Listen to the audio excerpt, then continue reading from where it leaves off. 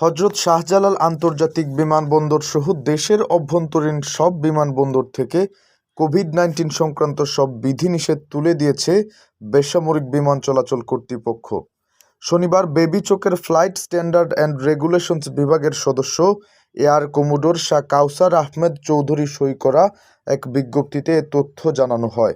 বিজ্ঞপ্তিতে বলা হয়েছে, পরবর্তী নির্দেশনা না দেওয়া পর্যন্ত বাংলাদেশে প্রবেশ ও বাংলাদেশ ছাড়ার সময় কোনো যাত্রীকে কোভিড-19 ভ্যাকসিন সার্টিফিকেট দেখাতে হবে না। কোনো যাত্রীকে RT-PCR কোভিড টেস্ট বা হেলথ ডিক্লারেশন ফর্মও পূরণ করতে হবে না। প্রত্যেকের জন্য মাস্ক পরার বিধিনিষেধও শিথিল করা হলো। বেবিচক আরও জানায়, সর্বসাধারণের জন্য মাস্কের বিধিনিষেধ তুলে ফেলা হলেও যারা হাসপাতাল বা ক্লিনিকের মতো সংবেদনশীল জায়গায় কাজ করেন তাদের মাস্ক পরতে হবে। যাত্রী পরিবহনে বড় বা ছোট এয়ারলাইন্সের ক্ষেত্রে যাত্রী আনা নেওয়ার সংখ্যায়ও কোনো বিধিনিষেধ থাকছে না।